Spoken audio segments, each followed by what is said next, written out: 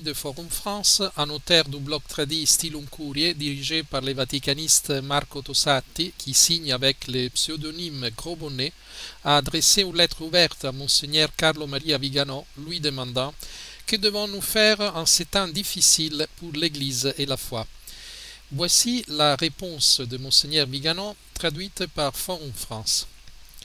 Cher Tosatti, j'ai lu avec intérêt l'appel que Gros Bonnet m'a adressé à partir des pages de Stilum Curiae. Puisqu'il s'agit d'une question très sérieuse, qui est à juste titre à cœur et inquiète bon nombre de vos lecteurs, je m'empresse de répondre.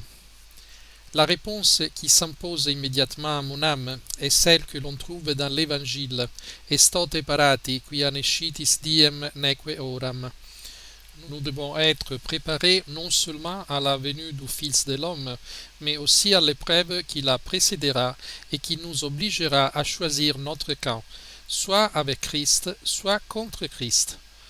S'il est vrai que celui qui regarde le vent ne sème jamais et celui qui scrute les nuages ne récolte pas, il est également vrai que le temps dont nous disposons ne nous permet pas d'attendre que les vents tombent, ni les nuages qui obscurcissent l'Église s'éclairciront, si nous voulons semer un peu de bien et récolter les fruits avec la grâce de Dieu. Nous pouvons nous comporter comme des vierges prudentes, attendre avec les lampes allumées la venue de l'époux, avec les lampes de la foi et de la sainte messe, des sacrements et de la prière. Les vierges folles qui ne se soucient pas d'alimenter leurs lampes avec l'huile de vie de grâce et de vertu découvriront trop tard qu'elles ne peuvent pas rencontrer le Seigneur qui vient. Une autre chose importante est de savoir déchiffrer ce qui se passe en ce moment historique. Nous devons apprendre à connaître et à évaluer les faits, non seulement pris en eux-mêmes comme carreaux individuels, mais aussi dans leur placement dans la mosaïque globale qui, à la lumière de la foi, nous permet de découvrir le schéma général. Des décennies de mots surabondants qui ont souligné une dimension générique et eschatologique de l'existence, négligeant de prêcher sur les fins dernières, ne nous ont certainement pas préparés à affronter l'épreuve finale, nous laissant impréparés à nous défendre contre l'ennemi, et même dans l'incapacité de les reconnaître. Lui et ses sournois tromperies. Aux phrases vides de ceux qui tentent de nous entourer, nous opposons fermement les paroles éternelles de la parole de Dieu contre lesquelles s'écroulent les discours politiquement corrects des vierges folles. Selon certains, celle de l'Évangile est une vision simpliste qui horrifie ceux qui, aimant le monde et sa mentalité fausse et hypocrite, ne peuvent pas aimer le Seigneur, une vérité flamboyante qui n'admet aucune exception, source de division car la lumière est comparée à l'obscurité, le bien contre le mal. Nous apprenons à appeler les choses par leur nom, avec simplicité et calme.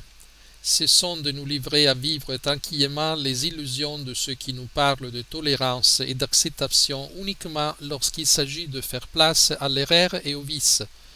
Arrêtons de nous approprier les mots magiques comme dialogue, solidarité et liberté, qui cachent la tromperie de l'adversaire et cachent l'exploitation, la tyrannie et la persécution des dissidents. Nous sommes chrétiens, nous parlons la langue du Christ. Que votre discours soit oui, oui, non, non. Le reste vient du malin. Nous sommes en guerre contre un ennemi qui veut même décider des armes avec lesquelles nous pourrons éventuellement lui résister. Nous l'avons laissé pénétrer au point de profaner nos autels, les sacrements, la très sainte Eucharistie. Des règles nous ont été imposées pour favoriser sans honte les côtés adverses. Le moment est venu de refuser d'accepter cette invasion obscène et tout ce qui rend possible n'importe quelle action efficace de notre part pour le chasser. Ici, la première chose à faire est d'avoir la conscience d'être en guerre contre le monde, la chair et le diable. Dans cette guerre, nous ne pouvons rester neutres, ni le nier, et encore moins prendre parti pour l'ennemi. Nous nous trouvons dans la situation absurde dans laquelle notre commandant lui-même semble refuser de nous guider En effet, il semble presque flirter avec l'adversaire, nous désignant comme des ennemis de la concorde et entretenant des schismes, tandis que nos généraux s'allient avec l'adversaire et ordonnent les troupes de déposer leurs armes. Il est évident que, sans l'aide de Dieu, tout espoir tombe. Pourtant, nous devons nous battre, être prêts, garder les lampes allumées et les rangs sains, certains qu'avec le Christ nous avons déjà gagné. Tout ce que nous pouvons faire, la prière, en particulier le Saint-Rosaire, la fidélité au devoir d'État, les responsabilités envers les personnes qui nous sont confiées, les témoignages de foi et charité, l'engagement social doivent être réalisés selon les possibilités de chacun et selon ce dont la Providence a voulu disposer. Laissons-nous guider avec une totale confiance par le Seigneur et nous comprendrons ce qui nous attend, jour après jour, moment après moment. Avec gros bonnet, je reprends la belle Oratio Universalis de Clément XI. Reddem prudentem in consilis, constantem in periculis, patientem in adversis, humilem in prosperis. Rends-moi prudent dans les conseils, fort dans le danger, patient dans l'adversité, humble dans les succès. Discam a te, quam tenue quod terrenum, quam grande quod divinum, quam breve quod temporaneum, quam durabile quod eternum. Puis-je apprendre de toi combien ce qui est terrestre est fragile, combien ce qui est divin est grand, combien ce qui se passe dans le temps est court, combien ce qui est dans l'éternité est durable. Monseigneur Carlo Maria Vigano. Merci pour votre attention.